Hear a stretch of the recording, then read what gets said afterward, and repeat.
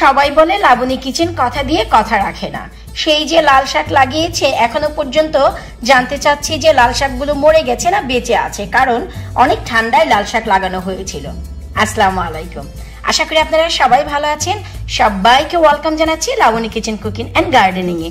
ভাই কথা দিয়ে কথা রাখি না, এ কথাটি ভুল। একটু দেরি হয়, তারপরেও চেষ্টা করি আমার লাভলি ভিউয়ার্সদের সবার কথা রাখতে। অনেকেই জানতে চাচ্ছিল যে আপু আপনি লাল শাক লাগিয়েছিলেন জার্মিনেট ছাড়া যে পটটি, তার কি অবস্থা? কারণ হচ্ছে লাল শাক আমরা লাগাচ্ছি, পানি দিচ্ছি, একেবারে মাটির সাথে মিশে যাচ্ছে। এর কারণ কি?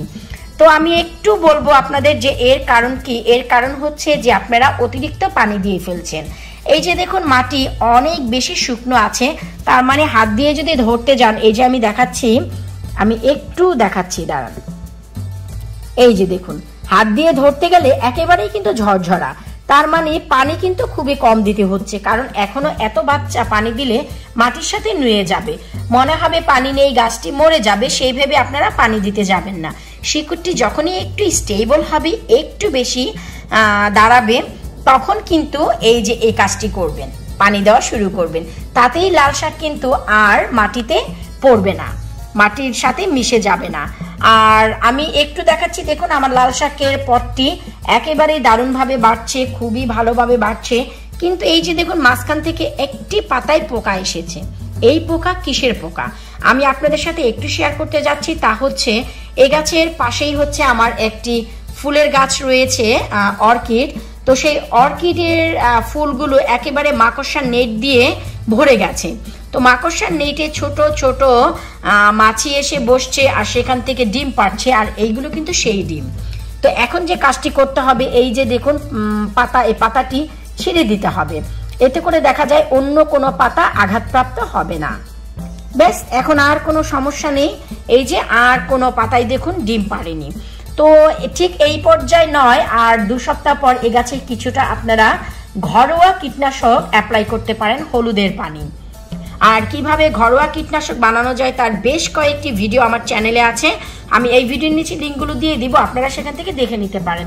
কারণ লাল শাক, ডাঁটা শাক বা যেই ধরনের শাকগুলো আমরা অনেক খাই, সেই ধরনের শাকসবজিতে বাহিরের কেনা কীটনাশক কখনোই ব্যবহার করবেন না। কারণ দেখা গেল আজকে দিয়েছেন, কালকে আপনারা শাকগুলো তুলে খাচ্ছেন, মনে নেই ধোয়ার জন্য। ধোয়া বলতে রান্নার আগে যে ধোয়া তা নয়, আমরা যে এই যে বাকিলার দেই তা 1 সপ্তাহ যাওয়ার পর নিজে নিজেই আপনার ওয়াশ হয়ে যায়। কিভাবে? কারণ গাছ নিজস্ব একটি নিঃশ্বাস দেয়, সেই নিঃশ্বাসের মাধ্যমে। তো দেখা গেল আজ আপনারা বাহিরের কেনা বাকিলার দিয়েছেন, কাল মনে নেই আপনারা তুলে খেয়েছেন, এতে করে শরীরের ক্ষতি হয়। তাই আমি সবাইকে সাজেস্ট করব আপনারা চেষ্টা করবেন ঘরোয়া যে কীটনাশক তা ব্যবহার করতে। এতে করে আপনারা সেই কীটনাশক দিয়ে যদি সাথে সাথে তুলে খান, কোনো ক্ষতি নেই। তো ভাই কি আপনারা খুশি হয়েছেন আপনাদের প্রশ্নের উত্তর পেয়ে, যে কেন আপনাদের লাল শাকগুলো ছোট অবস্থায় মরে যাচ্ছে, হলুদ হয়ে যাচ্ছে এবং মাটির সাথে মিশে যাচ্ছে? তার কারণ আপনারা একটু পানি বেশি দিচ্ছেন, তাই মাটির সাথে মিশে যাচ্ছে।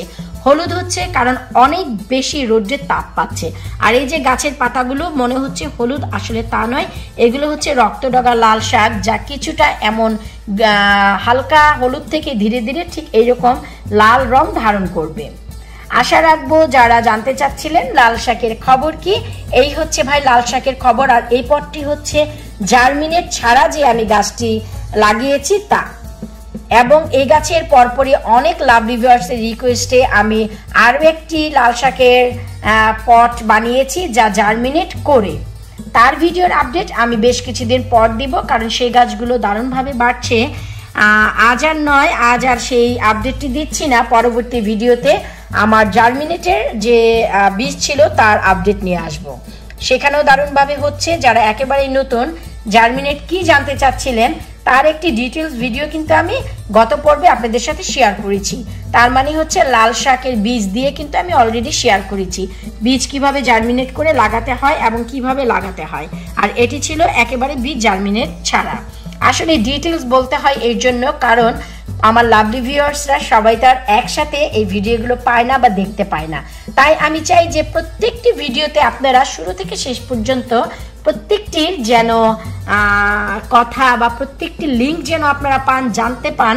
এই জন্য আমি প্রত্যেকটি ভিডিওতে চেষ্টা করি ডিটেলস বলার।